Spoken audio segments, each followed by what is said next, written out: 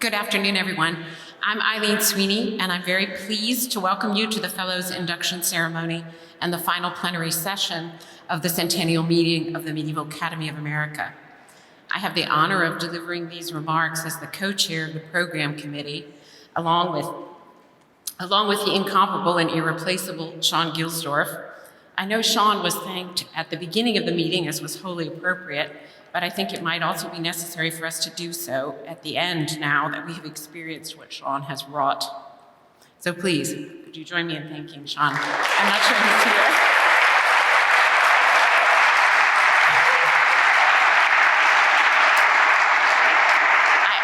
I also wanted to make a special thank you to Claire Adams.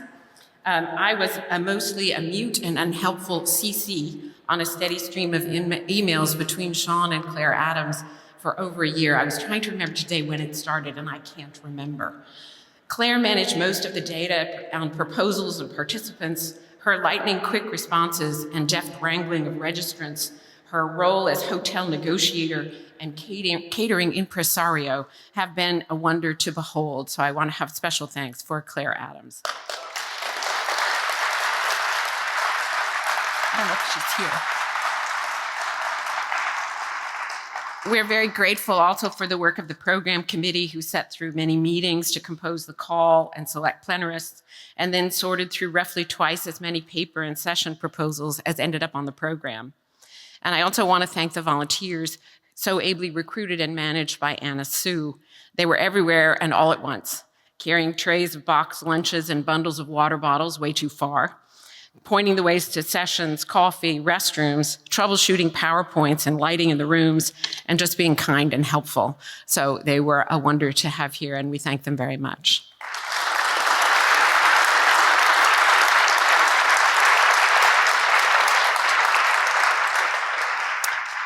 I have been struck throughout the meeting at the sense of community in which we find ourselves here. Mutual recognition, appreciation, and support for everyone working in so many different disciplines, areas, time periods, and coming from so many perspectives and experiences. This is something I can appreciate because I usually spend so much of my time around philosophers. So you medievalists are a wonderful treat. It's a community that's fostered by the dedication of the Medieval Academy and Lisa Fagan Davis, and by those like Sean and Claire and all of those who volunteer, I emphasize volunteer their time, to serve its goals. We have all, or will, dedicate our lives to seeking knowledge to transform ourselves, our students, and our communities, and it is a tremendous pleasure and gift to do so with like-minded others. We continue to be reminded that our ability to do this is not guaranteed, especially now as it is so actively under attack. As Lady Philosophy warns Boethius, the goods of fortune can be destroyed as thoroughly and as quickly as a healthy body by a 3-day fever, and somehow that feels like what we're in. This conference reminds me, at least, to commit myself to the substance of the work, writing and teaching, which sustains me. So thanks finally to all of you for sharing your work and being a community where we can sustain and strengthen each other in these difficult times. Thank you.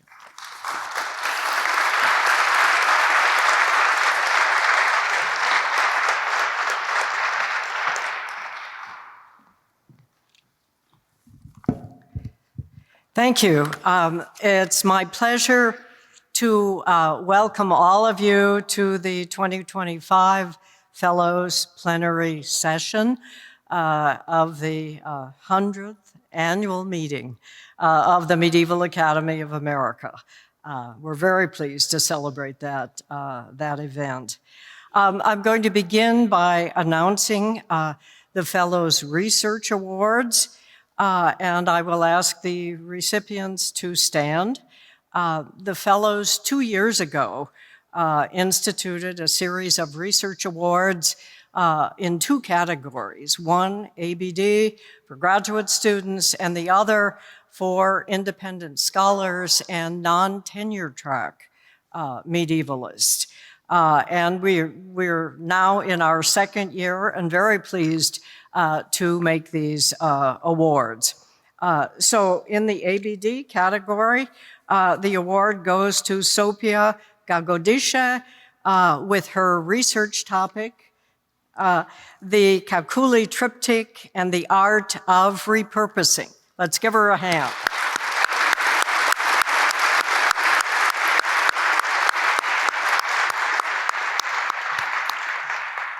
Thank you. And the second award to the Independent Scholar and Non-Tenure Track category goes to Dana Katz of Goethe University Frankfurt for her project, Rome Beyond Rome, the Reception of Classical Antiquity in the Medieval Christian and Muslim Mediterranean. I should say that Sophia is from Rutgers. We move now to the, sorry.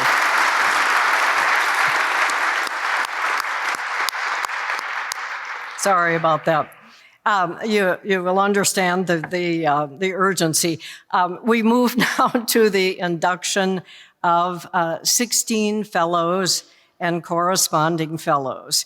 And I should note that some recently elected fellows have opted to postpone induction until such time as they can actually be present at the annual meeting in person.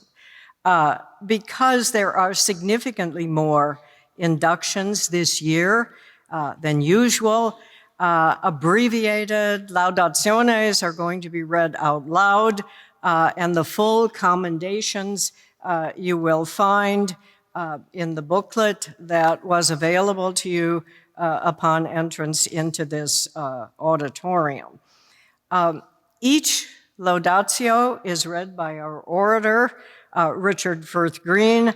The fellow is asked to stand during that reading and then come up to the dais where Brigitte Bedos-Rizak, the scribe, will assist them in entering their signature into the Book of Fellows, and I will present them with a Fellows pin. So without further ado, I turn the meeting over to Richard Firth Green, our orator, for the inductions.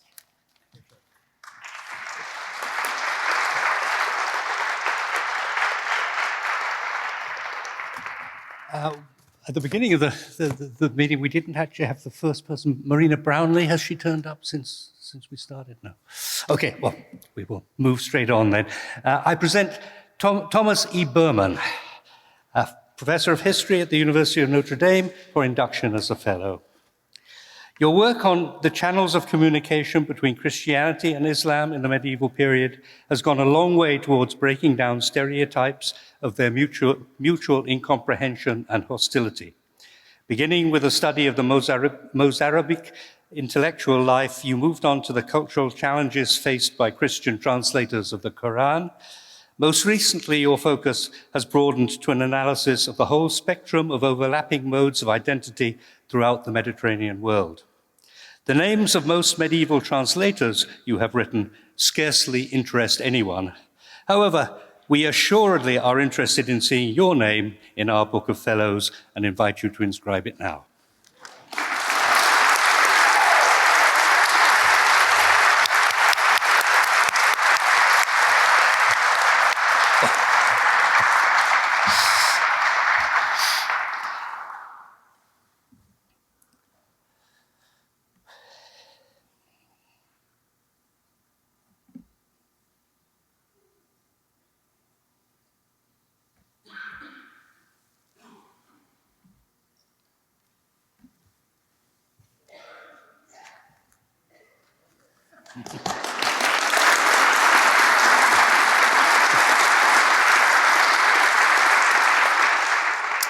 I present Christopher Cannon, Bloomberg Distinguished Professor of English and Classics at Johns Hopkins University, for induction as a fellow. From your very earliest publications in the pages of Speculum to your most recent monumental edition of the Oxford Chaucer, your many books and articles have thrown a bright light on the language, education, and material circumstances of Geoffrey Chaucer and many of his contemporaries and predecessors. And they have done so with conspicuous scholarly rigor and in a style that is itself vivid and memorable. For instance, you once called the Oxford English Dictionary a lumbering brontosaurus of philological practice. However, it's clearly anything but an academic dinosaur that the fellows of the Medieval Academy are inviting to come up and sign their book this afternoon.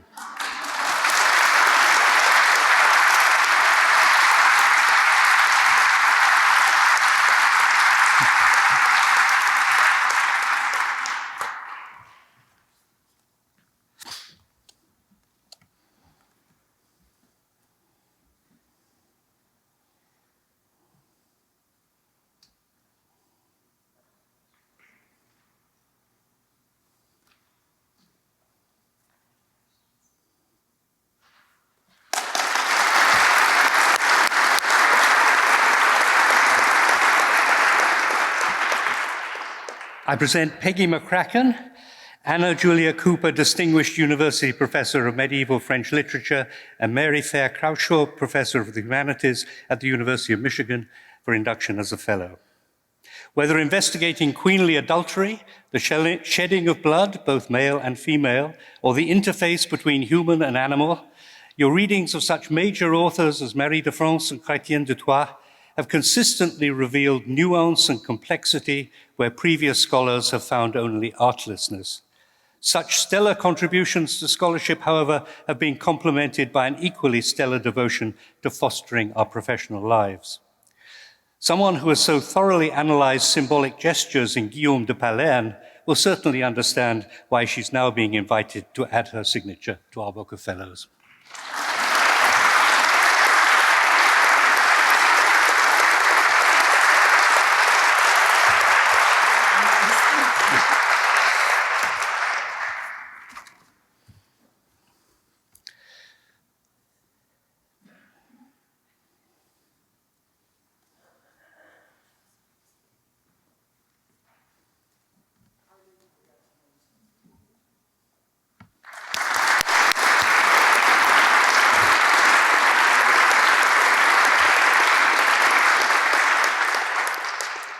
I present Haruko Moma, Julius Silver Professor of English at New York University, for induction as a Fellow.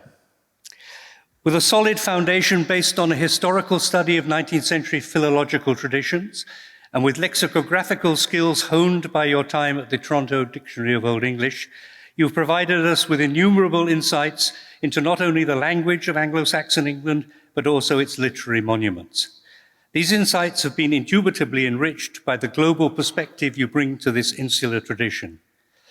You once pointed out that Beowulf's trophies have little market value.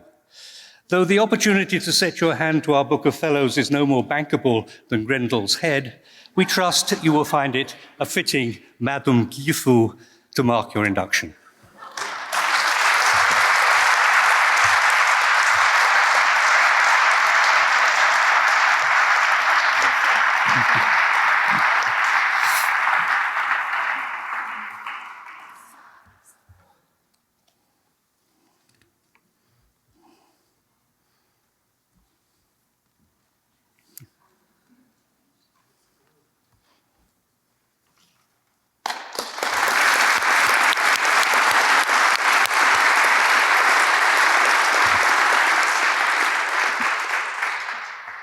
I present Elizabeth Morrison, Senior Curator of Manuscripts at the J. Paul Getty Museum, for induction as a Fellow.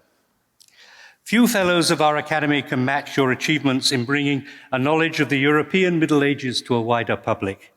At the J. Paul Getty Museum, you have organized a series of major exhibitions of medieval manuscript painting, some based on manuscripts you yourself have helped the Getty to acquire, and you have published a series of lavishly illustrated catalogues to accompany them, along with scholarly studies and conference proceedings generated by them. No doubt our Book of Fellows is a poor thing compared with the sumptuous books of hours you spend your time with, but nonetheless, we trust you will still be happy to grace it with your signature.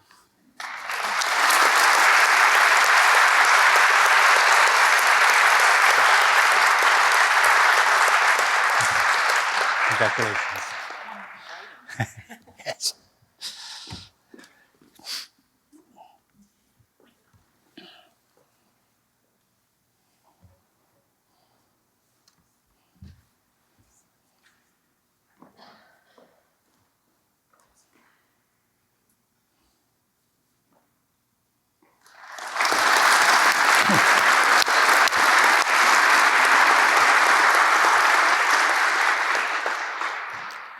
I present Richard P. Abels, Professor Emeritus of History at the United States Naval Academy for induction as a Fellow.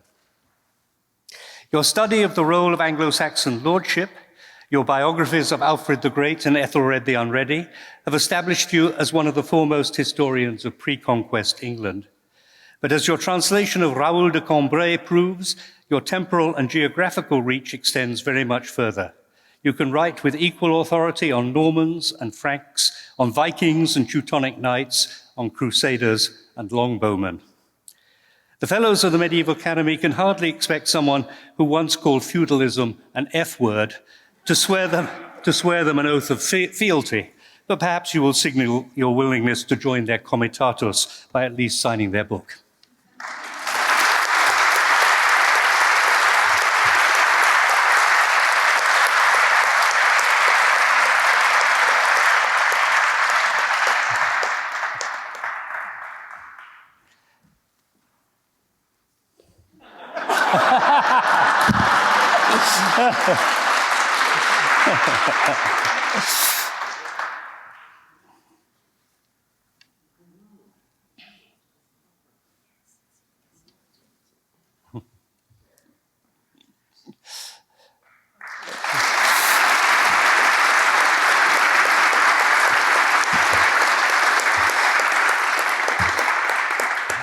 I'm sorry we don't have a sword.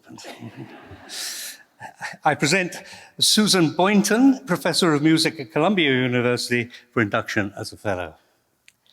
Whether describing the medieval liturgy of the Italian monastery of Fafa, or how one member of the Spanish Enlightenment used the old Hispanic rite of the Mozarabs of Toledo to promote a national agenda, your talents as a musicologist take you far beyond the musical notation on the page. They even take you outside the sacred music of the cloister into the secular songs of the troubadour and the trouvère, and right down to the music of the Renaissance. You have drawn attention to the virtual invisibility of female musicians in medieval records. But since times have happily changed, the Fellows now invite you to leave a visible record of your presence by signing their book.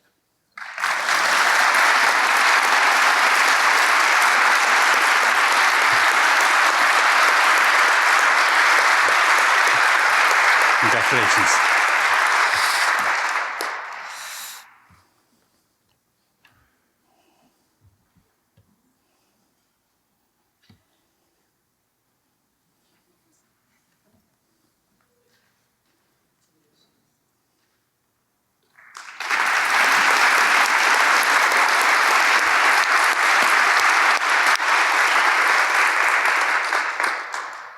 I present Diana Copeland-Klepper, Professor of Departments of History and Religion, Boston University, for induction as a Fellow.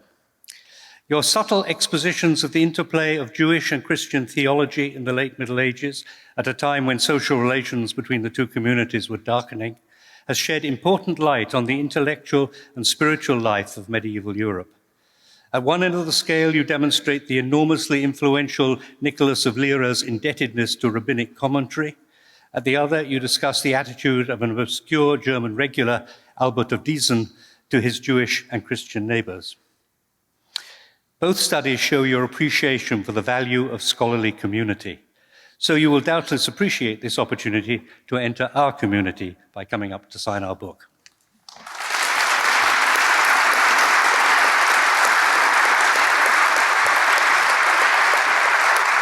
Congratulations.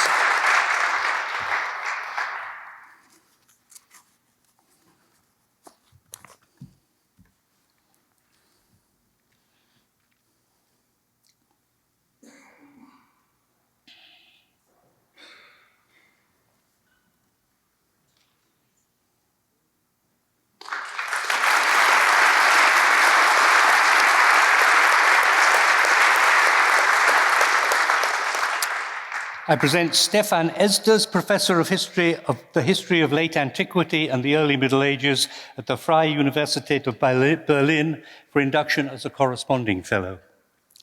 Your investigation into the influence of Roman law on the Germanic legal codes has transformed the study of law in the early Middle Ages. In particular, your work on the Praeceptio of the Merovingian king Clothar II, on Frankish loyalty oaths, and the monumental 2-volume edition of Louis the Pious's Capitularies has brought a remarkable degree of philological rigor to bear on these important witnesses to early medieval regal administration. One further reason has been your sterling work for Speculum, which certainly helps to justify your inclusion among the Academy's corresponding fellows. But of course, your signature will bear witness to a great deal more than this.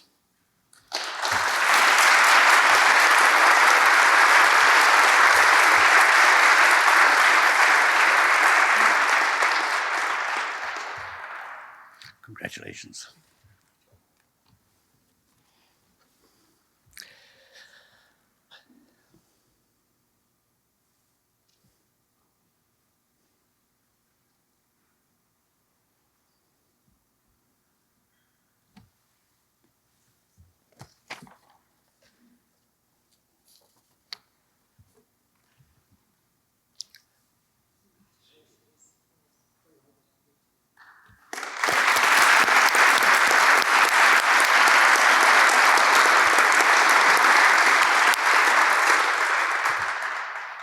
I present Eric Palazzo, Professor of Medieval Art History at the University of Poitiers, for induction as a corresponding fellow.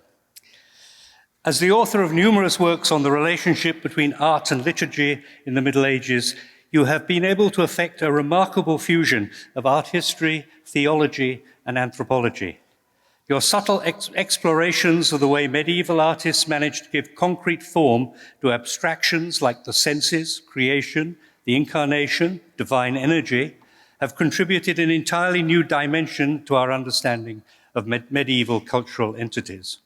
Your many accomplishments have already earned you the distinction of Chevalier dans l'Ordre de Palme Académique, and we now invite you to accept a further honor, the Medieval Academy's conferral of the title of Corresponding Fellow, by coming to sign the book. Thank you.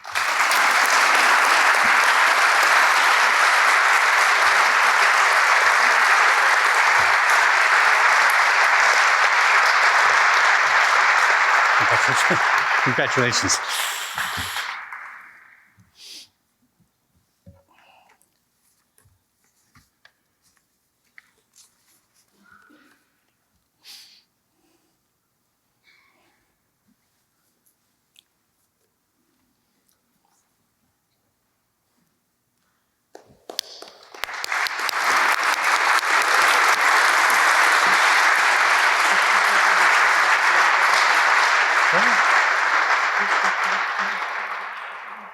Did I? I present Hiroshi Takayama, Professor Emeritus of Occidental History at the University of Tokyo, for induction as a corresponding fellow. Your pioneering history of the Kingdom of Sicily, and in particular the development of its Norman administration from Greek, Arabic, and Latin roots, has provided us with a foundational analysis of this novel administrative structure and its influence on later European and Western Mediterranean bureaucracies.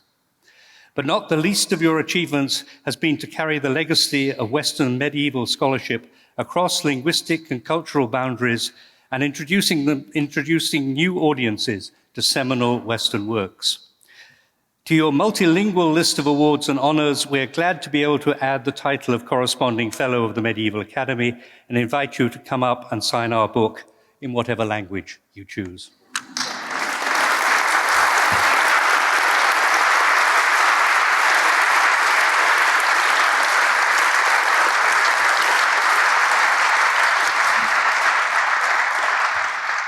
Congratulations.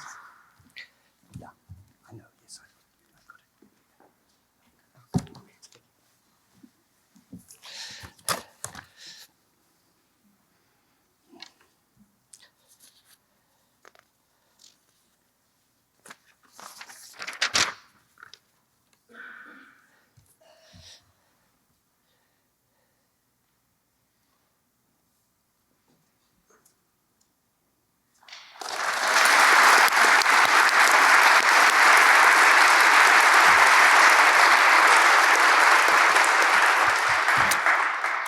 I present Elisheva Baumgarten, the Yitzhak Becker Chair and Professor of Jewish Studies in the Departments of Jewish History and Contemporary Jewry and of History at the Hebrew University of Jerusalem, for induction as a Fellow.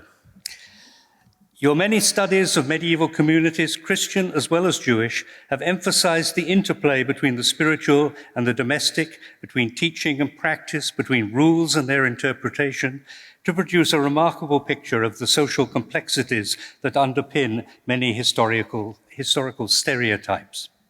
Fellowships from the Katz Center for Advanced Judaic Studies at the University of Pennsylvania and the Institute for Advanced Studies in Princeton prove that you are no stranger to the North American academic community, and the Fellows of the Medieval Academy invite you to strengthen these communal ties by coming up to sign their book.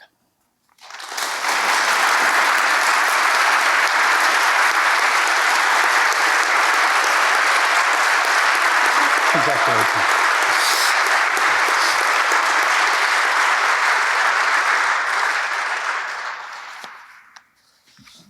Got out of order there, but I think we're all right now.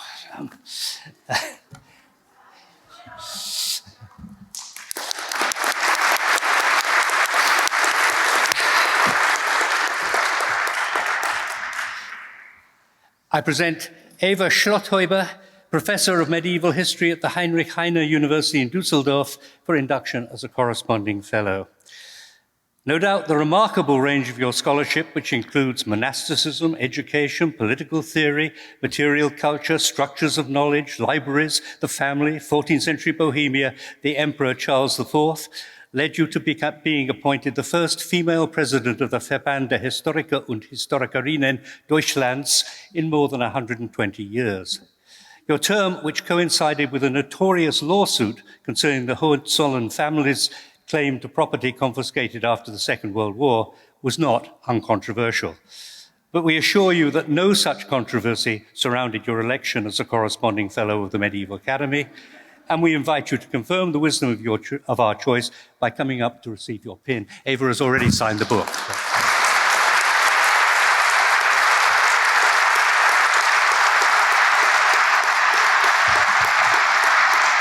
Congratulations.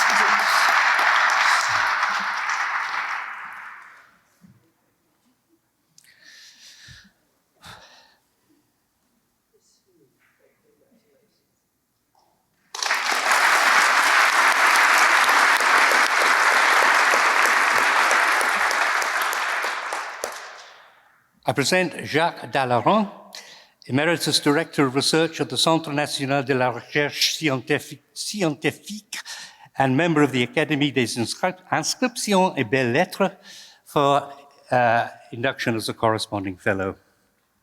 Your remarkable ability to unearth important documents, like a life of Robert d'Abricel, founder of Fontevraud, and an authorial revision of Thomas of Celano's Vita Prima of St. Francis, has been supplemented by the biographies of Michelina of Pesaro, Claire of Rimini, and Angelina of Foligno that you have penned yourself. Your 2012 book, translated 2 years ago as To Govern is to Serve, offers a touching insight into the medieval roots of our increasingly beleaguered democratic institutions. The Fellows of the Medieval Academy invite you to join them in the service of medieval studies by signing their Book of Fellows.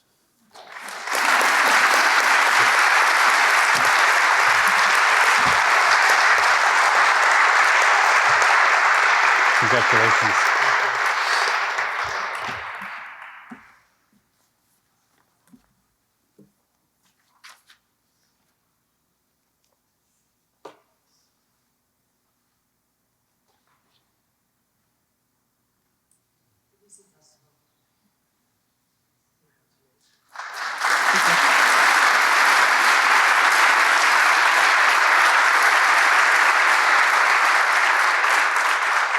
I think that's me done. I hand you back to Kay.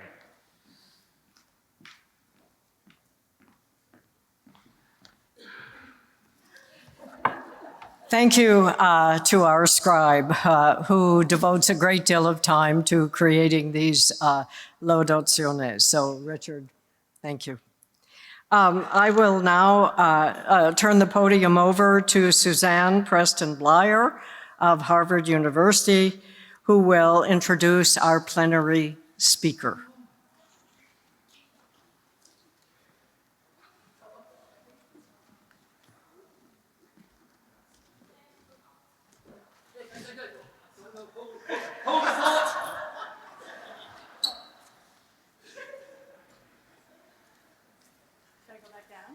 No, don't stay there. You can shake hands too.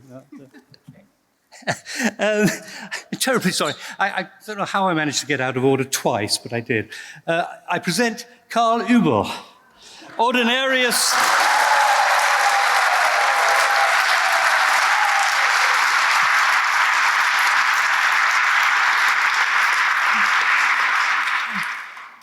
Ordinarius in Medieval History at the University of Cologne for induction as a corresponding fellow.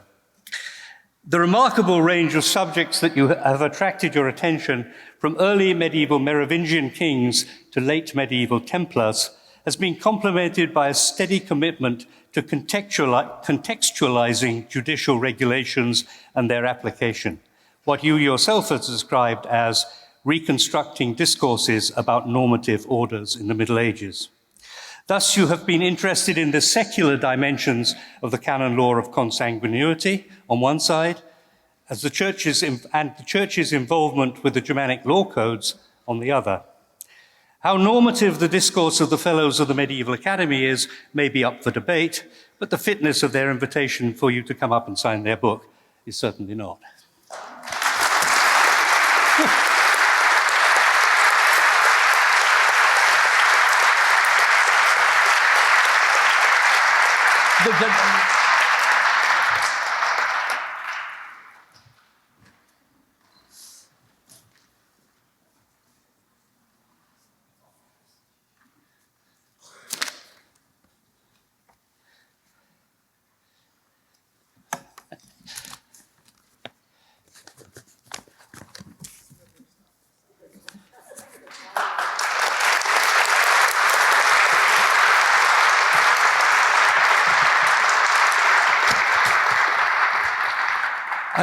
I thought I was done, but is Marina Brownlee here by any chance? No, I am done then. Excellent.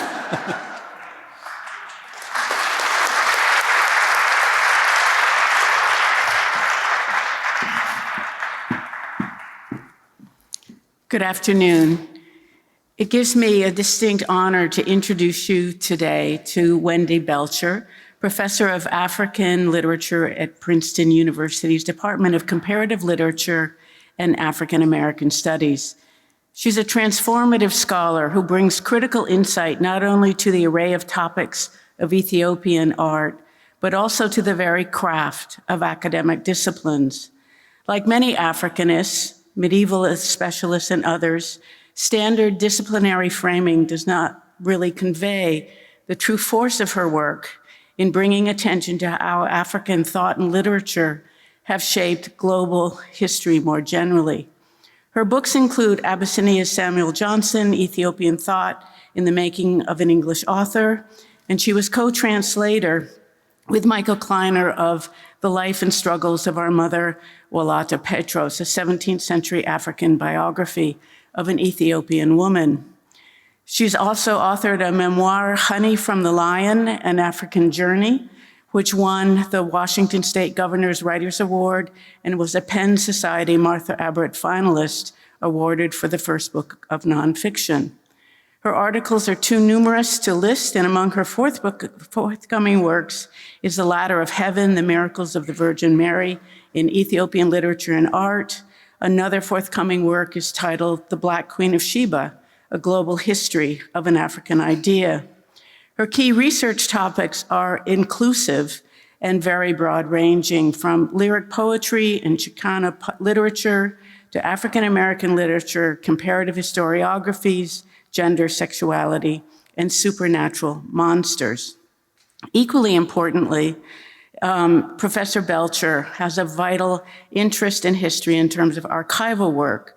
She led Princeton's Ethiopian Miracles of Mary project since 2018, which was honored this year by the Society in terms of her digital humanities achievements. It's a compilation and annotation of the Gez miracle stories written about the Virgin Mary in Ethiopia between 1400 and the present.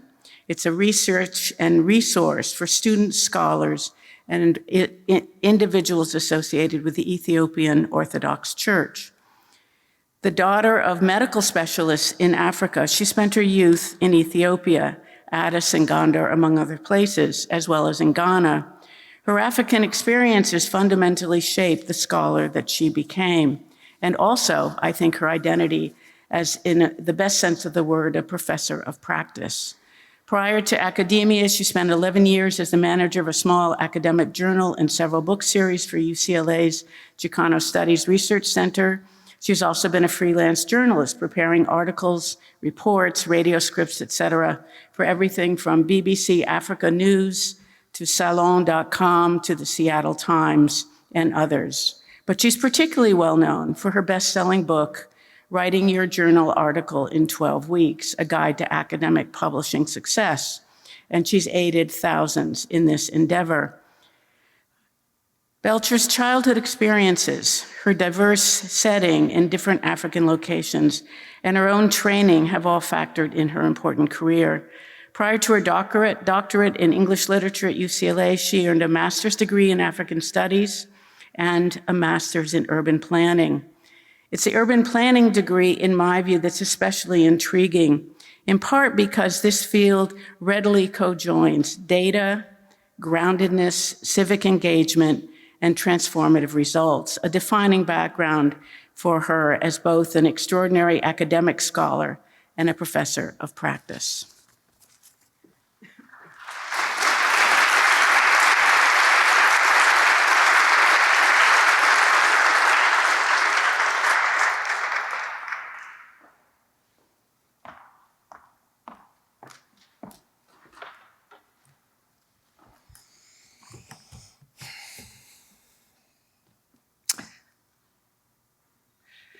My first memories are of Ethiopia, where I went with my family due to my father's work as a physician and an epidemiologist. I grew up with a 17th century Ethiopian castle in my backyard. Nearby were medieval Ethiopian churches that were carved down into the living rock, as they say. I grew up near these royal crowns that I could see at festivals from some of the many Christian kings who have ruled Ethiopia since the 4th century CE. I also lived near these ancient Ethiopian monasteries established over a millennium ago. Indeed, my earliest memory is of climbing a hillside to an Ethiopian monastery and watching the scribes there making manuscripts, bending over their knees with their quills and writing an African language and an African script that was 2,000 years old. It was only at the age of 14 that I returned, quote unquote, to a country I didn't know, the country of my birth, the United States. We moved to a place more primitive than anywhere I had ever been in Africa, and that was Seattle in the 1970s. And there I found out that Americans knew nothing about Africa. It wasn't just that kids eagerly asked me if I had lived in a tree or had a pet lion, sorry to disappoint, neither, or that adults who had never left the city limits pontificated about African corruption and wars and barbarism. It was this place, Africa, that I had experienced as intellectually effervescent, full of vibrant thinkers and creators. It was this place that Americans assumed to be a region of blank darkness, without thought, without texts, without influence, without even history itself. They had no idea that Africans had been writing long before Europeans, or that the rhythms they heard every day on the radio were West African, or that their daily drink of coffee was East African.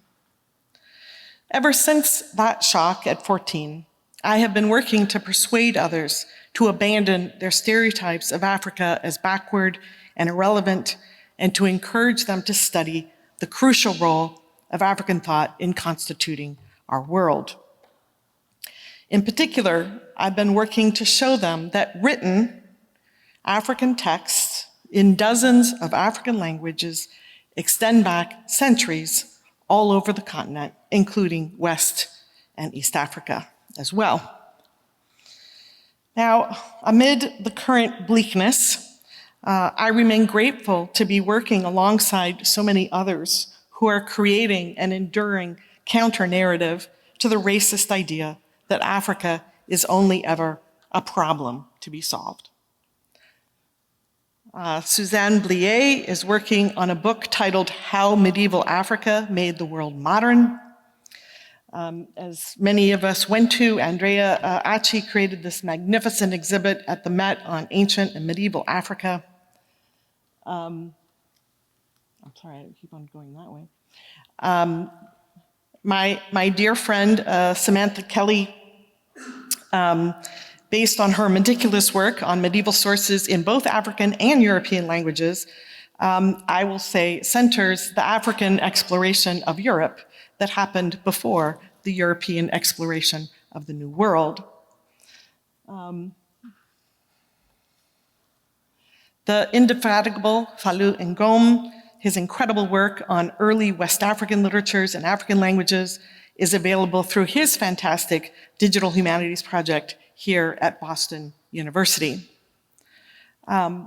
This fall, I'm perhaps most excited of all, my colleague, the medievalist Vance Smith, is publishing his groundbreaking book, The African Foundations of Europe.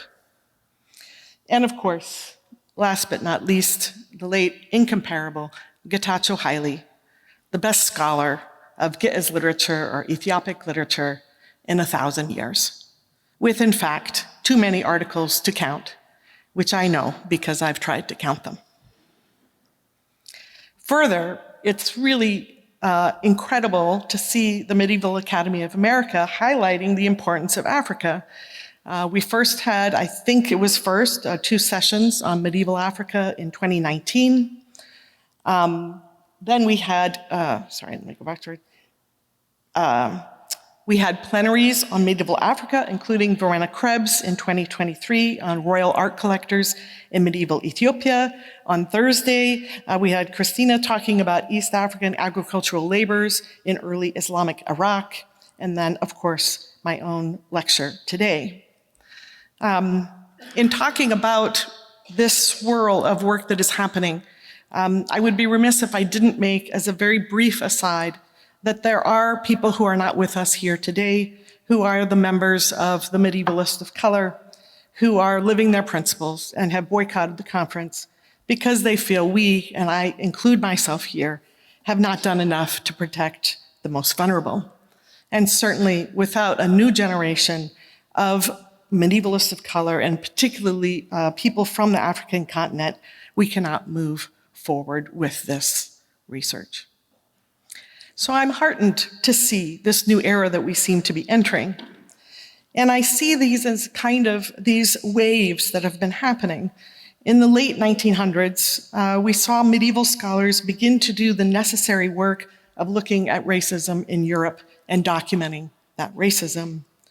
Then we began to see this paired with research on how Africans have profoundly shaped Europe, that is not just the object of representation, but self-representing others. And now we are seeing research on African art and literature independent of Europe, or not now, but we are pairing these.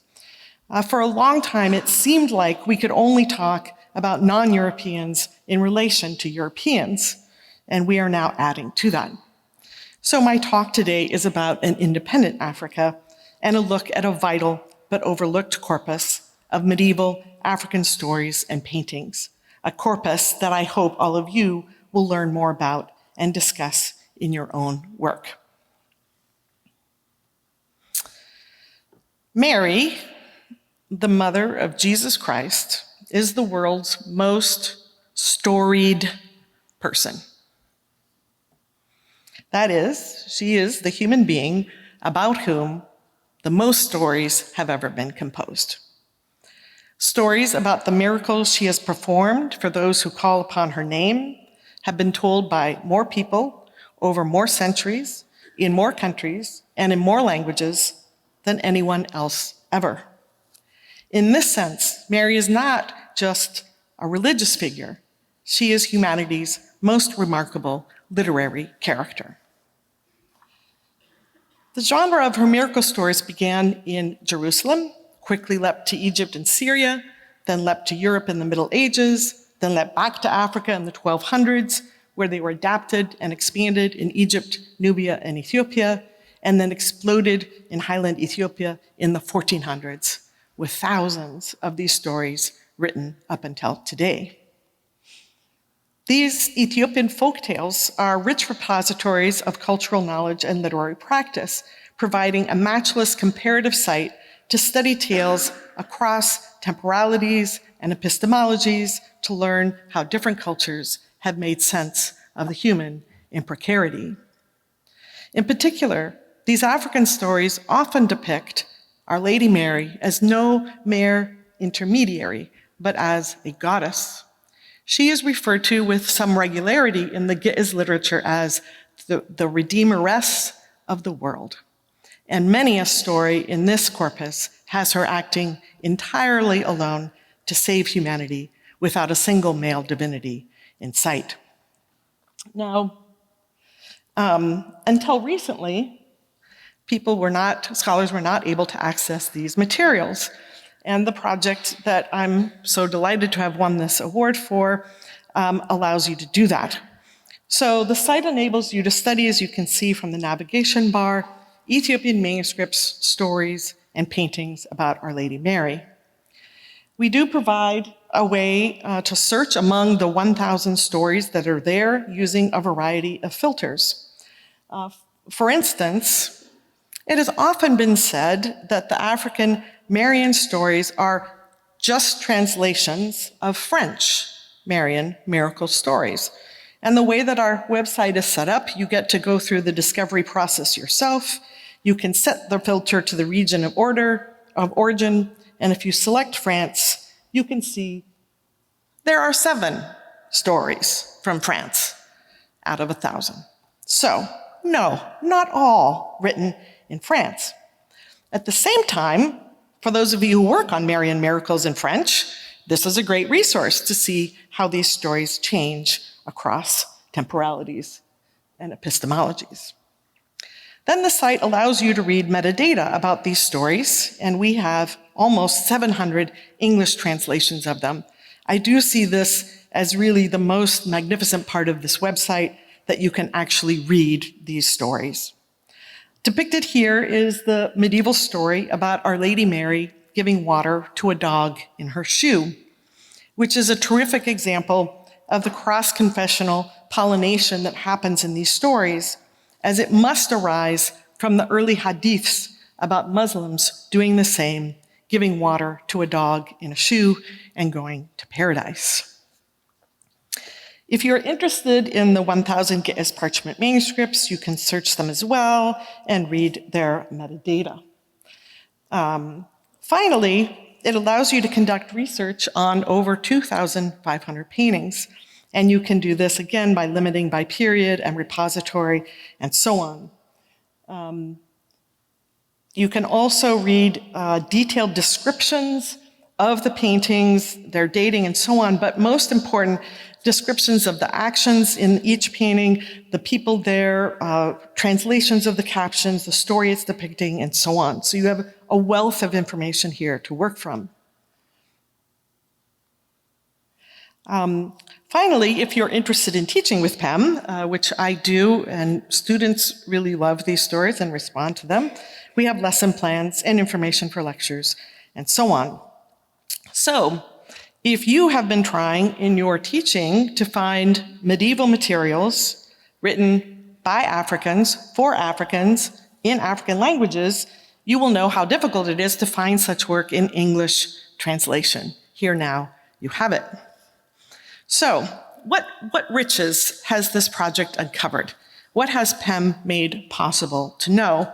And what do we know that we did not know before? So I'm just going to say a few things here. So Highland Ethiopia has a long tradition of illuminating manuscripts. Indeed, the earliest extant illuminated gospel manuscript in the world is from Ethiopia, dating to the 600s. Within that tradition, Our Lady Mary has long been a favored subject. For instance, the oldest extant painting in Ethiopia is of her, a mural of the Annunciation in Lalibela, dating to the 1100s. Previously, it was difficult for scholars to conduct research on these extraordinary paintings.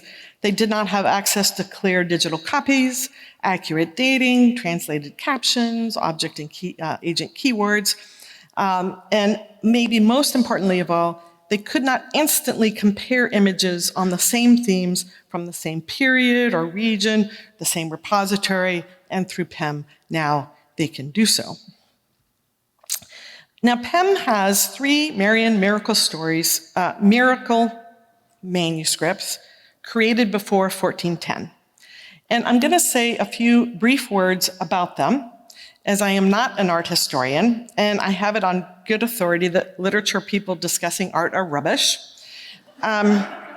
But my hope is that if I provide some irritants, that you will make pearls of this.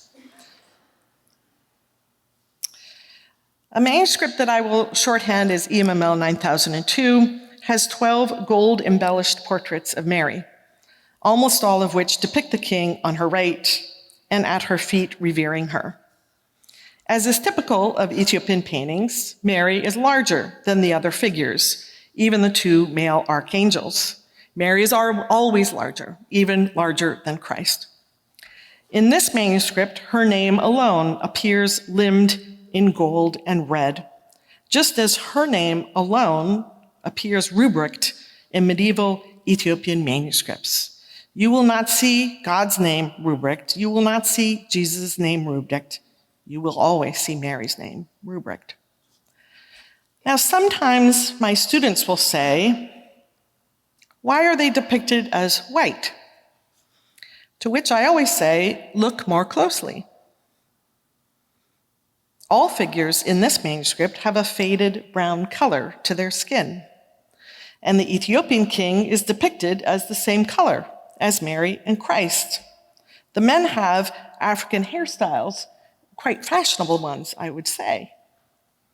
Now, of course, for scholars of Byzantine art, what will leap out to you are what these illuminations share with Byzantine art, which is right and just. But I also encourage us to attend to what is uniquely Ethiopian about it. The Bethlehem Gaians Church manuscript is the first extant Ethiopian manuscript that depicts multiple events in Mary's life. Although scholars often say that Marian miracle story illustrations in Ethiopian manuscripts did not start until the 1600s, that's not quite accurate. It's more accurate to say that illustrations of her life began very early, in the early 1400s. But illustrations of her post-life miracles, this is a distinction we have in the project, only begin in the 1600s. As just one comment about this particular manuscript's paintings, it unusually depicts the 2 thieves in the crucifixion illumination.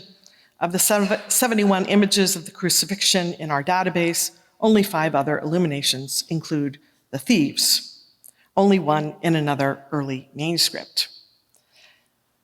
Part of what PEM does is to make commonalities clearer through enabling the viewer to see images side by side. Now we can see that EMML 9002, the first manuscript I talked about, and Gaian 1, the second one that I talked about, were both created probably in the same royal scriptorium.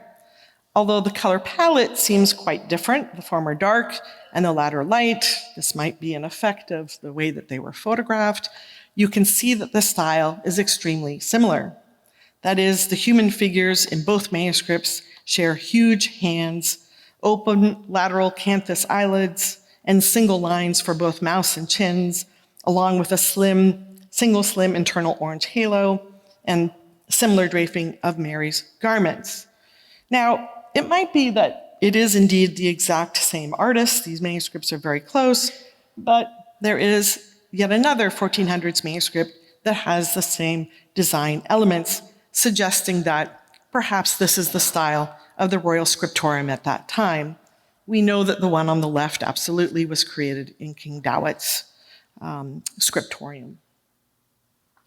Finally, moving to a totally different style, created far from the centers of power and court painters, are these two manuscripts. The one on the left is the earliest extant Marian miracle story manuscript. Its style is severely geometric, and some scholars have ingeniously speculated that the horizontal lines in the checkered pattern take advantage of the ruling lines on the other side of the folio. The one on the right depicts the Annunciation, with Mary spinning wool. In both, as you see, all figures are African. So I hope I have intrigued you with these images, but let us turn to literature. The Marian miracle tales preserved in Ge'ez, in this Ethiopian language, are short, meaningful narratives about healing, reparative justice, and personal ethics in a violent world. They are also as far from dull as you can get. They show Mary saving many from being sent to hell by demons, even wicked people. They show her saving people from storms and shipwreck and dragons and being kind to animals and healing the sick and finding what's been lost and protecting the weak from the dastardly, aiding kings in battle, and so on and so forth. These Marian stories, some of which were read aloud in the Ethiopian Orthodox Church services, aid the faithful in remembering that no sin is too great for her power and no plea too late for her mediation. But mostly, these are great stories, full of slippery characters up to no good and wide-eyed innocents ensnared in ne'er-do-well shenanigans, all of whom stumble through startling plot turns to arrive in the arms of the all-forgiving mother. As mentioned, some of the stories do arise from Europe, such as the story of the Bishop of Hildefonsus, which many of you will know, the ever-famous pregnant abbess, and of course, childbirth under the sea. If you work on these stories elsewhere, I invite you to check them out. But what I'm going to do now is to focus on 3 medieval African stories. So the first vivid story I just have here as kind of a marker focuses on the physical cost of education. The story is very old, very common in manuscripts, and was likely composed in Egypt, given how central the Nile location is to the plot. In this story, the mother sends her 7-year-old daughter to a nun who will teach her to read and study religious books. I first looked at the story with Mahari Worku, who is one of the amazing Ethiopian scholars who works on the project and who has much of Ge'ez literature memorized. And when he read this for the first time, he kind of quietly said to himself, wow. And when I asked him why he said that, he said, it's about a girl. And yeah, and he's like, it's about a girl being educated. And then I too said, wow. So, in Ethiopia, for the past 600 years, any girl going to church would hear this story and know that girls learning to read was a norm. She would hear not only that a girl might be sent to study, but that a trained, learned woman existed who could teach her. We tend to think the past and elsewhere is less radical than we are, and we are regularly surprised when it is not, except, of course, when you are among medievalists where they're like, yes, of course, it always was. Now, this little girl was sent to study many important books. The 16 Old Testament books about the prophets, including Isaiah, the 20 apocryphal lives of the apostles, and then after the girl completed everything, quote unquote, all the books, quote, her eyes were darkened. As many of you know, the cost of reading a lot or writing a lot was a common theme of ancient and medieval authors and scribes. So much so that I wonder if the medieval reader would anticipate this very result on hearing the books that this girl was studying. Although I can't help but think that it is not purely incidental that reading the works of all these male prophets and male apostles got this girl in trouble. A lot of other things happen in the story. I highly recommend reading it. But of course, Our Lady Mary heals her.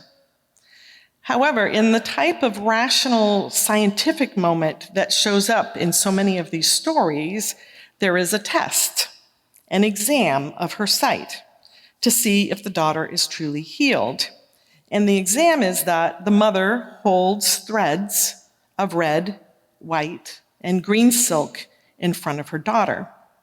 And indeed, the girl can distinguish their colors. I'm not quite sure what to do with this test. After all, we began with a girl reading books, and we end with a girl reading threads, which may or may not have been the traditional elements of women's work at that time. Now, perhaps the mother cannot read, and so cannot administer that kind of task. Or perhaps the girl has memorized the books, so it would not be a correct test. But either way, in true liberal arts fashion, the exam that the girl passes is not of rote knowledge, but of a newly developed skill, distinguishing one thing from another. The second story I want to talk about is also one of the earliest Ethiopian stories from the 1400s, and it is about a tree. In highland Ethiopia, churches and monasteries consider the trees around them to be sacred, a kind of Garden of Eden, and they do not allow them to be cut down.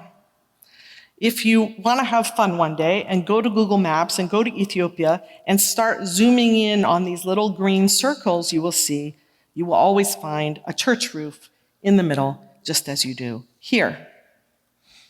Now, Kajitan Ineka has argued that African literature frequently depicts interspecies relations, that African communities center connection between the human and non-human and ascribe value to other than human lives. They focus on relation, the web of connections between the human and the non-human. Proving this very point, Pem has dozens of stories about humanity's treatment of trees. An early Egyptian story is about how the wood of a certain tree turns back into a living tree every year on the feast day of Our Lady Mary. That is, what humans have cut down and killed and carved returns of its own volition to its previous status, alive and untouched by human exploitation. Mary gives life to the whole natural world. The story that I want to treat here reports that Christians did not properly observe the feast day of Our Lady Mary. That night, when they had not properly observed the feast day, a huge tree fell, along with many others. While the tree lay there for months, lots of people went and cut off branches, presumably for firewood. But then a man tried to do so on Mary's feast day, and one of the priests came and warned him, "Don't do it." But he ignored this sage warning. Suddenly, the trees were lifted up to stand upright, becoming alive again, all but the one tree that the man had cut on her feast day. Not long after, the man lost the use of the hands with which he had cut this tree down.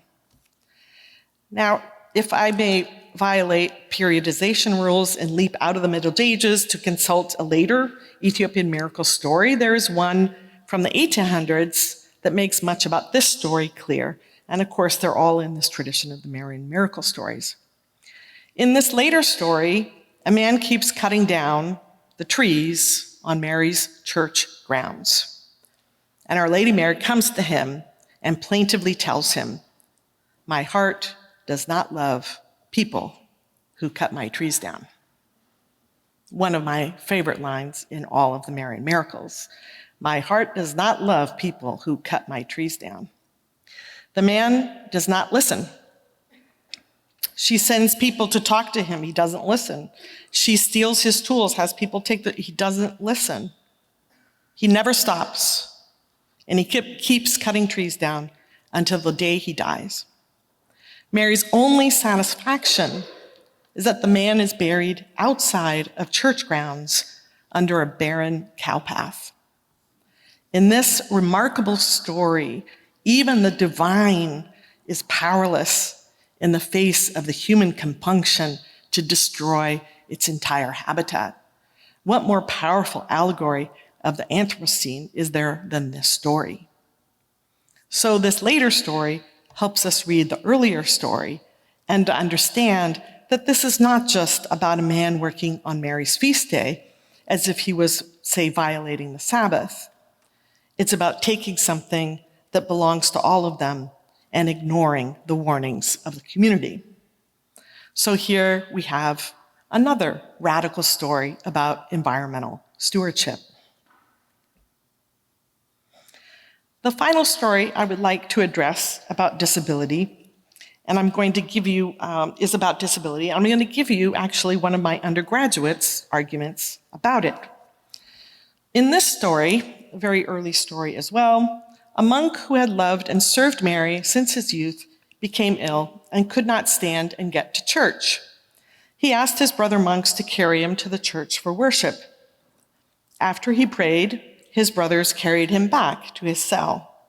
There, this monk had a vision of heaven and then died. Finally, a brother had a vision of Mary receiving the monk in heaven. Note that this story unusually has no healing, just like the last story did not have any healing or miracle. Now, of course, for disability activists, the Marian miracle stories pose a problem, as the focus on healing implies that a particular human state is wrong, abnormal, incomplete. For such activists, it is not the disabled body that needs healing, but cultural views of disability that need healing. For instance, in My Body is Not a Prayer Request, Disability Justice in the Church, Amy Kenny argues that the church has forgotten that it worships a disabled God whose wounds survived resurrection, and that the church needs to start treating disabled people as having more to offer than miraculous cure narratives. So in this story, when the monk becomes sick, he could no longer physically attend his church independently, so he makes a request to his monk brothers to carry him to the church. The brothers then do exactly what he asked, no more, no less, and they don't pray for a miracle. The brothers demonstrate respect for disabled autonomy. When the monk dies, he dies with the same disability that he entered the church with. No healing happens. And when the monk arrives in heaven, the Virgin Mary meets him immediately, escorting him into heaven. He is acceptable just as he is, even in heaven. The focus is not on healing. Finally, a monk has a vision of this man being received triumphantly by Mary in heaven, indicating that even in death, the monk who had become ill and disabled continues to be recognized for his importance and value to the living. So this story provides an empowering perspective on disability and can be read as promoting a radical view of disability inclusion, illustrating warm acceptance of those with disabilities. The story underscores human beings' treatment of each other, about making spaces accessible, and cultivating a culture where people are respected for who they are. Again, it is not just the present that is radical. Here we have 3 stories that have radical views of girls' education, environmental stewardship, and accessibility and inclusion. So having said all of that, I would now like to tell you one of these stories. All of these stories must have started in an oral way, and so I feel that in order to communicate these really properly to you, I must tell you one of these stories. I'll tell you in advance that the Protestants will be revolted. The Islamicists, the longer they listen, they're going to be like, I feel like I've heard this story. I feel like, oh, I know what this story is. Not exactly the same. And the Egyptologists will recognize an object in the story. So the story begins like this. A nobleman in the town of Kemer was Christian in name. He did not eat bread. He did not eat beef. He ate only human flesh. He ate all of his friends, his servants who did not flee, and then he sat down and he ate his wife and his children too. Then this madman was all alone. That is the opening of this story. So this nobleman picks up a bow and arrow and a gourd of water and leaves town. My assumption is that there's nothing to eat. That is why he's leaving town. And he's going down the road and he sees a farmer and he kind of studies him and he decides, no, he's too strong. I can't conquer him and eat him.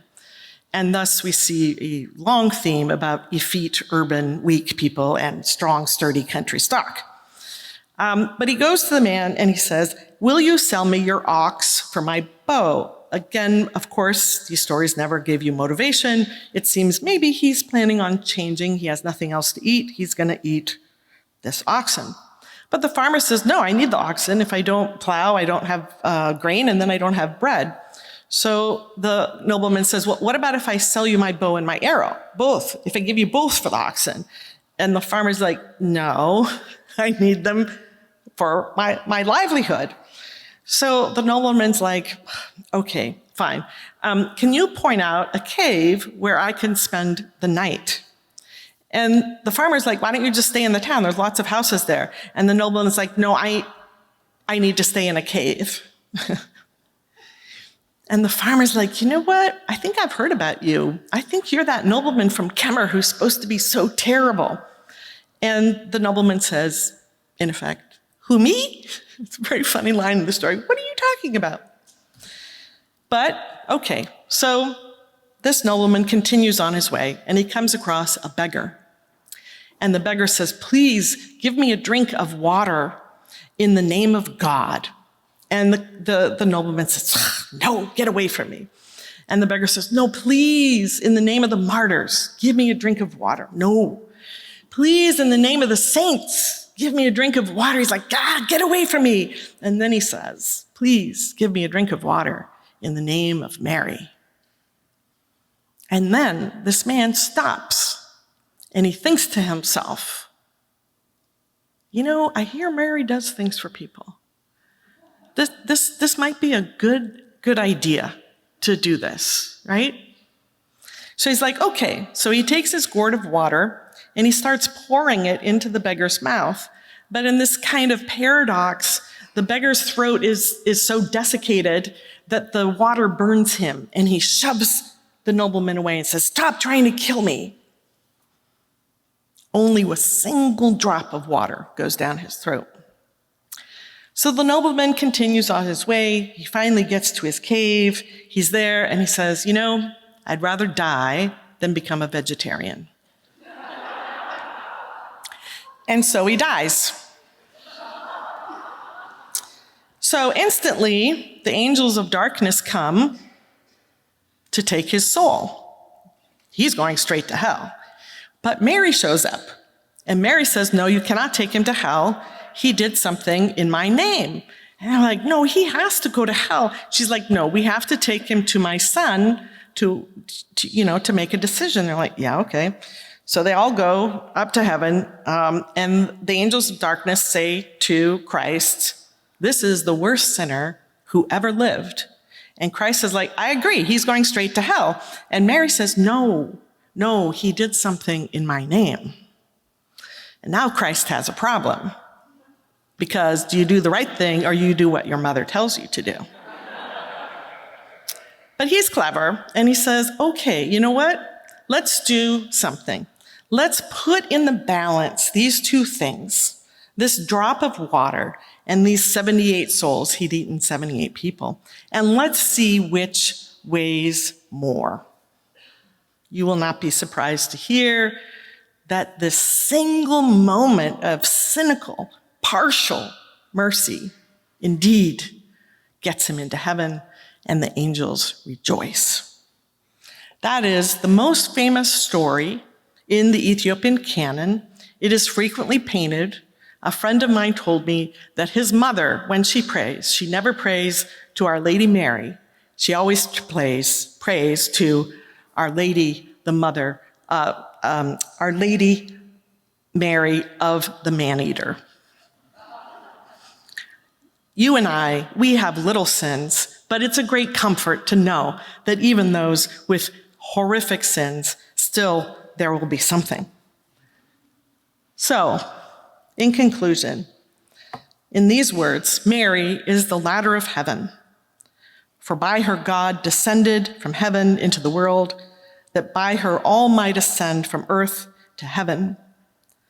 In the African Marian stories, she is something even more, something that all human beings seem to long for, a mother goddess who knows us and chastises us and sometimes saves us and sometimes accepts us just as we are.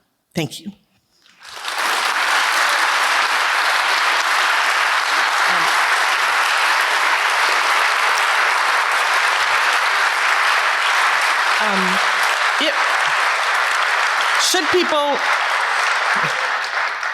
If anybody has questions? Thank you, Dr. Belcher. Yes, our speaker has kindly agreed to take questions from the audience. Should there be questions? Also, people may just want to go to the reception.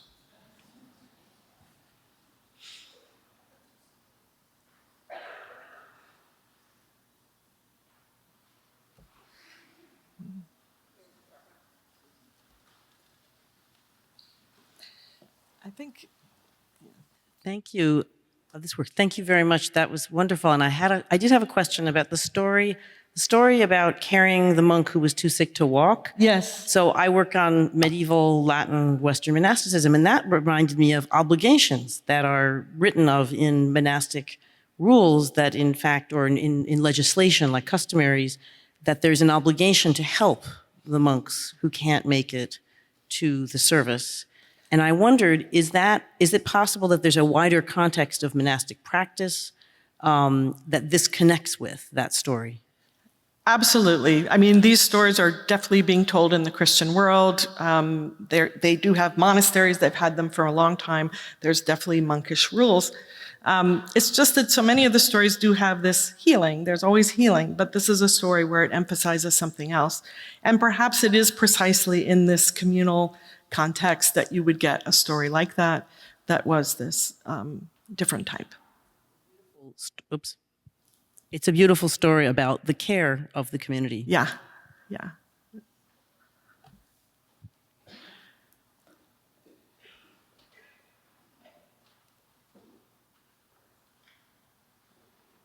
Thanks so much for this beautiful talk. A question from an art historian.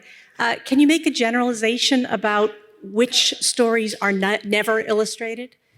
Oh, good. So there are about 33 stories that are the most commonly illustrated, and they're often seen in a particular sequence.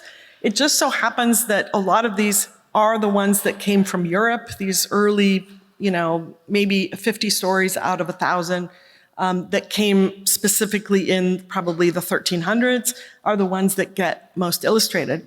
But a lot of times people will say, and nothing else is illustrated, but part of what PEM has demonstrated is that, in fact, around 100 of these stories are illustrated. And in fact, there was a picture I showed you today that is the single illustration of this story. So 33 are commonly illustrated, including, of course, our friend the cannibal, a very, very popular subject, which is an African story, but there are other stories that are illustrated as well.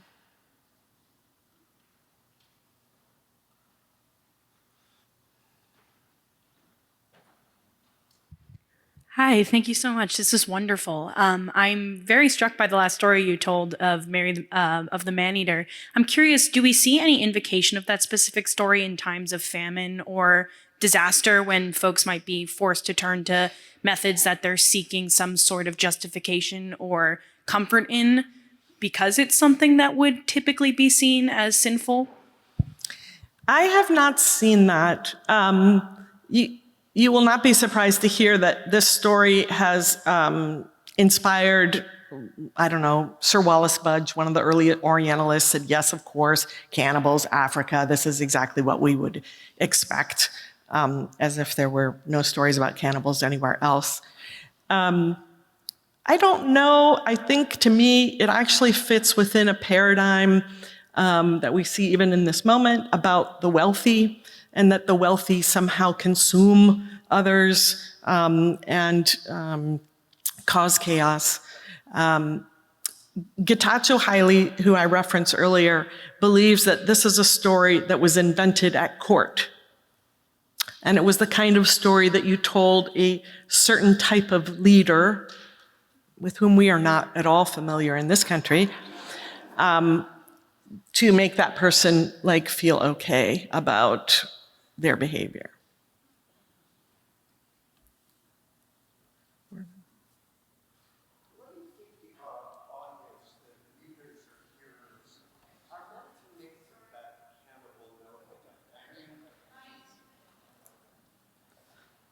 It's a question about what do people think about this man-eater.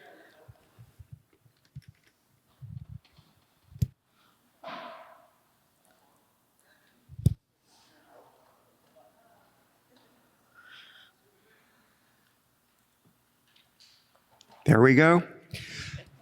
What do you think readers or hearers are meant to make of this cannibal nobleman? I mean, he's obviously he's a bad guy, but he provides an opportunity, to illustrate Mary's mercy. I mean, is he just a pure villain? Is he some kind of anti-hero? Or because he's a really paradoxical figure. Let me just say, this is an amazing story to teach with, because the students are just like, what? No. The Protestants, of course, are losing their minds. No. I've just worked with a very similar story from the 12th century French collection. It's a monk who has a mistress or a sex worker that he goes to see across a lake. Yep. Do you know this story? There's another one about a very, very, very sinful man who builds a monastery and dies, and also... This is a monk. Every night before he goes to see his whatever, he commends his body and soul before an image of the Virgin. One night he drowns. The demons go get his soul. But Mary comes in and snatches it up and says, no, you can't do this. And the demons say, weirdly enough, no, we're going to take this to the Lord and let him decide. So all of a sudden, they're in front of Jesus. Yeah. And Mary says, no, he's commended himself to me. Yeah.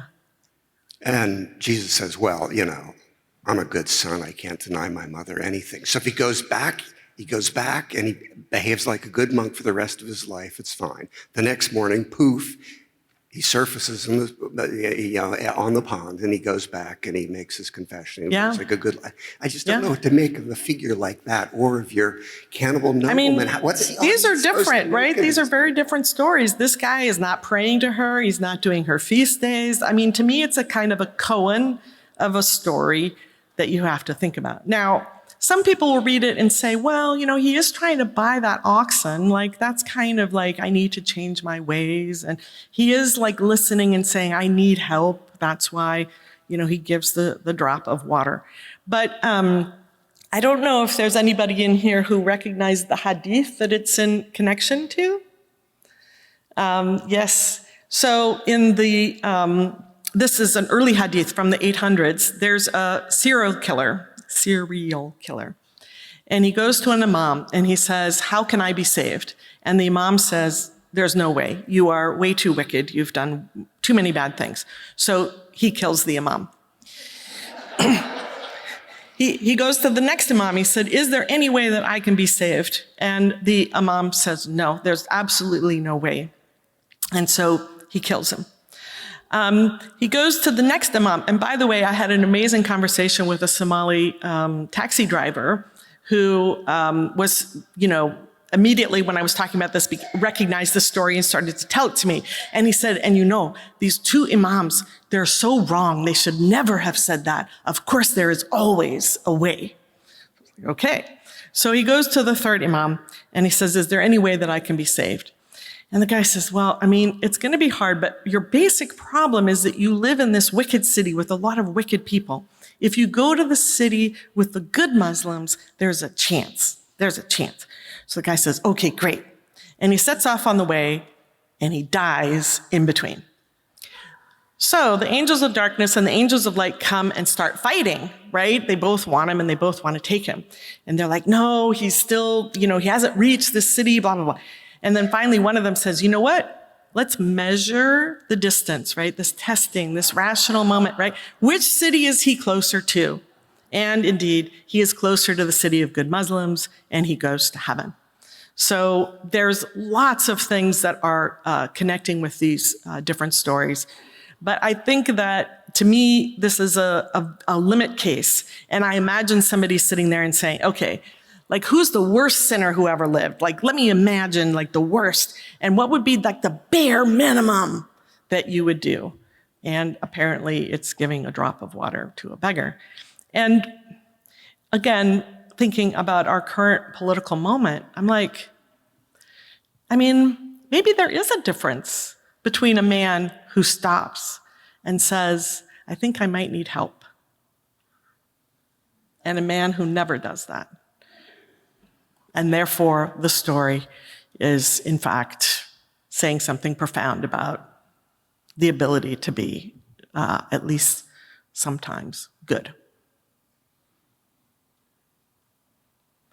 I think there's...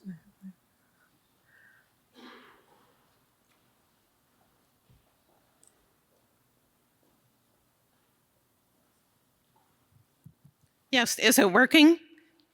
Yeah, I'm thinking there are two different kinds of worst possible sinner stories. There are the ones about penance, where someone's been a prostitute for 40 years, or someone's committed incest with his mother or whatever, and they can be forgiven and even become saints, but only after doing the most atrocious possible penance.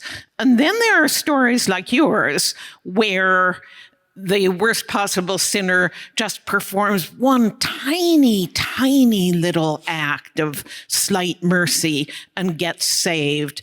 And my sense, and I'm a Europeanist, not an Africanist, but my sense is that second kind of story only gets told about Mary, never about God's mercy. Is that your sense from the African stories as well?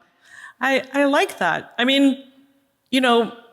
Part of the thing about Mary, when I say that she is the person about whom the most stories are told, of course, there's the New Testament about Christ, and individuals may say, Christ did this for me, right? But they don't write these stories down. They don't exist.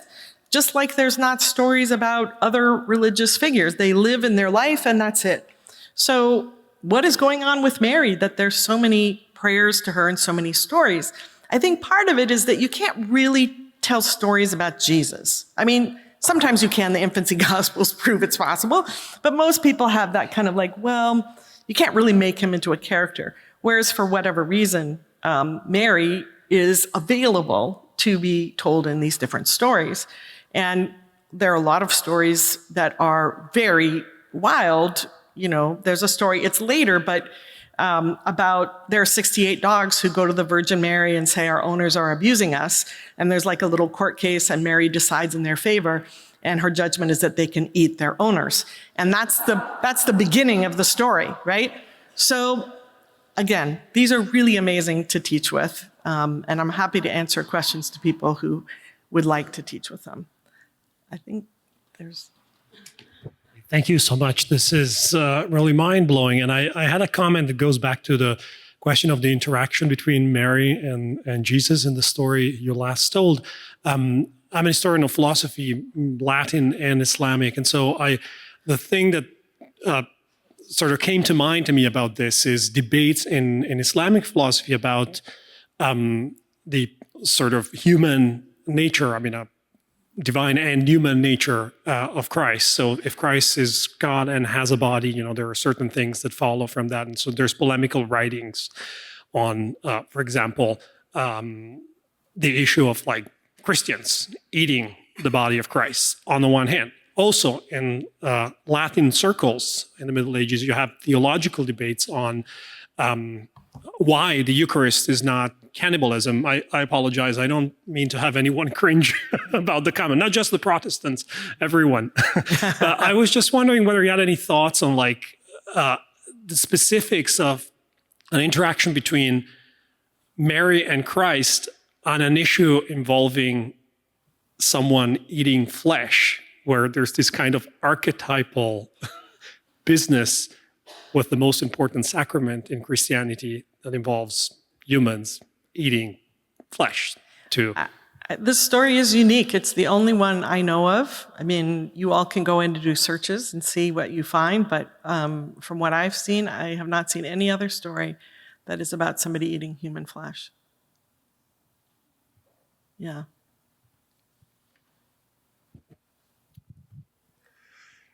Hello. Shall we take one more? Yes. Okay. So one last, and I'm. Okay. All right. Well, people, please don't feel you are trapped here. If you need to stand up and leave, please leave. All right. Where's the person speaking now? Yes. I have the mic. I think it's working.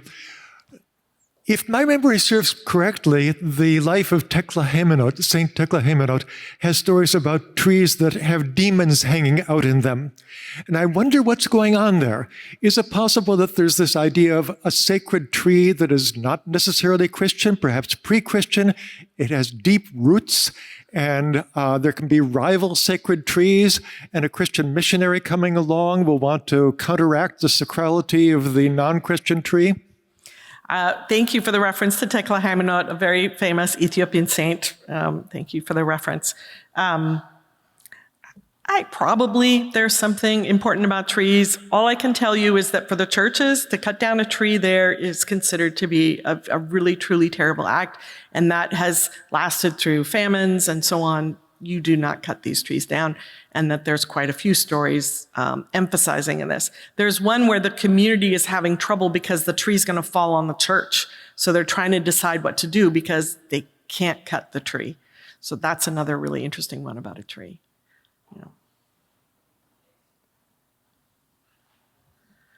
Thank you so much. I do have a question about teaching this material.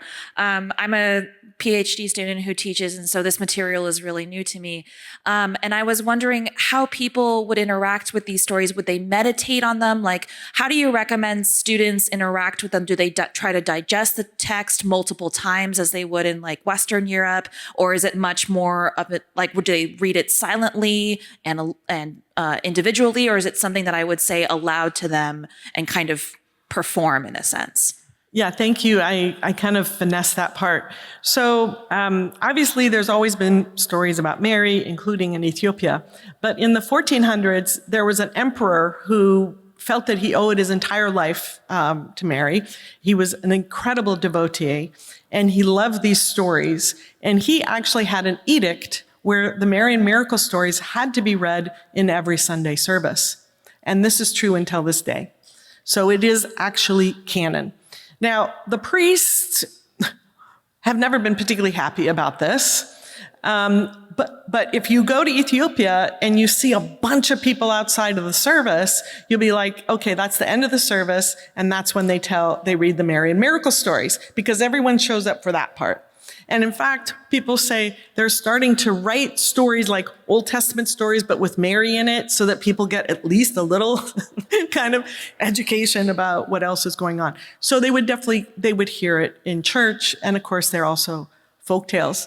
The stories are quite short. So a lot of times I'll just sit down with them. I'm like, let's go with the students. Let's go through this kind of word by word. the story about the girl being educated, almost never does anybody comment about that, the education. So then I get to be like, okay, there's one thing we haven't talked about. But they really reward close reading. And to me, part of what I'm trying to teach always is to make an argument and have evidence for it. And that these stories are so short and so dense and can do so much. There's one story where there's a bandage and we had like, I don't know, a 30-minute conversation about this one bandage in the story. So I think just sharing them and working through them can be great. On the website, I kind of have things divided up, like here's all the stories that, or here's some stories about disability, here's stories about the environment, and so on. So you can kind of select, and you can always email me and ask, but I think they work really well. There's one more.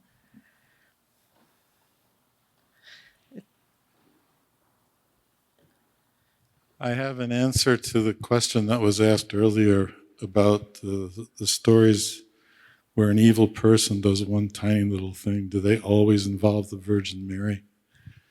And I have an example of one that does not. I'm a Catholic, but I've spent a lot of time in Orthodox Jewish synagogues trying to understand the liturgy. And I one time heard a sermon like that, where a very evil person did one small thing and was saved. And there was no Virgin Mary in that story. You can understand why. But if anybody wants to hear the actual story, I'll tell it. Okay. Thank you. We're telling stories. It's story time, apparently. Okay, well, it doesn't take very long. The evil man died. He was brought to a place where angels had a scale, and were weighing his deeds, and all the deeds were going on the bad side, and that side was getting lower and lower and lower. And then they sort of looked around, they said, is there anything for the other side? And this one little crippled angel came limping out and put something in the good side, and it brought the scale back into balance. And the guy who was being judged, he said, who are you? And he said, well, I was this beggar that you passed on the street, and you dropped a little coin in front of me, and then you stepped on my foot. And that's why I'm limping. But he was saved. Yeah, thank you very much. There's also a story about a man who throws a piece of bread and damages somebody, but the man who is starving is still grateful. So yeah, the scales is Egyptian, right? This is really ancient kind of trope.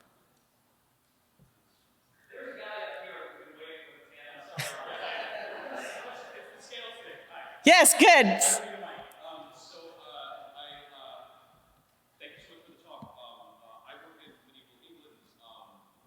The scales you mentioned, right? That's the thing we're supposed to look for, those distinctly Egyptian. Yes. I really don't anyway. So it comes up in a 14th century morality play in England, possibly by Dudley. I've never seen it anywhere else. This notion specifically of weighing the soul, and it is also Mary there. Okay. Yes. There is another. It's more out there. So there are souls that are saved in the last minutes and left by the personification of mercy, etc. Yeah. What I'm asking really is about, are there any other, what is the sort of provenance of the history of that specific image? Is it just like the story you told in Egypt, or is there more to that particular image of the soul on the scale?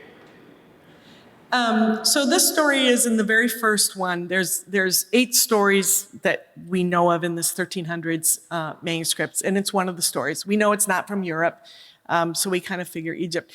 It's this moment where the farmer says, oh, I've heard about you. You're that evil man from Kemer, where you're like, okay, so some part of this story is missing and has not come to us. But I mean, this is folktales. Everything's kind of weaving together. And I think in the European tradition with the scales, Mary sometimes puts her finger on one. The devil puts it. Okay, so he's trying to make it worse. Okay, but you will see in modern Ethiopian paintings, Mary putting her finger on the water, giving him a little extra nudge there. And I mean, this is part of the reason why a priest, just as my final comment, once exclaimed to me, like, if the priest could wave a wand and get rid of this story, they would. Like, it's so bad. They just are like, oh, he said, in the seminary, the Orthodox was just going on and on about how terrible it was. And I'm like, I don't know. I think people, like, they want to hear the worst and say, okay, no matter what I did, I yelled at the kids, I did this, I think there's hope. So, thank you.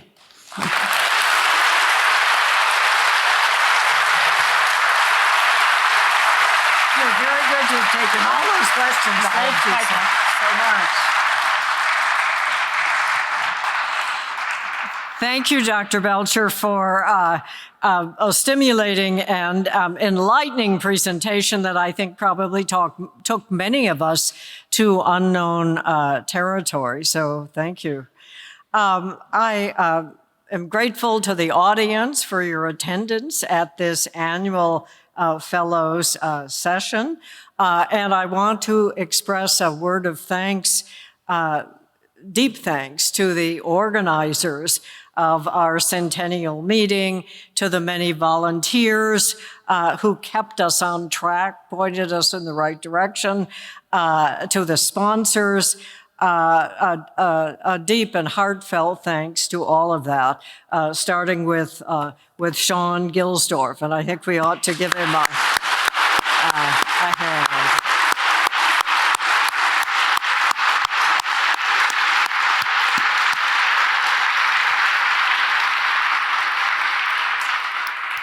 Lisa had asked me to make two announcements, and I don't know, Sean may have something to say here too.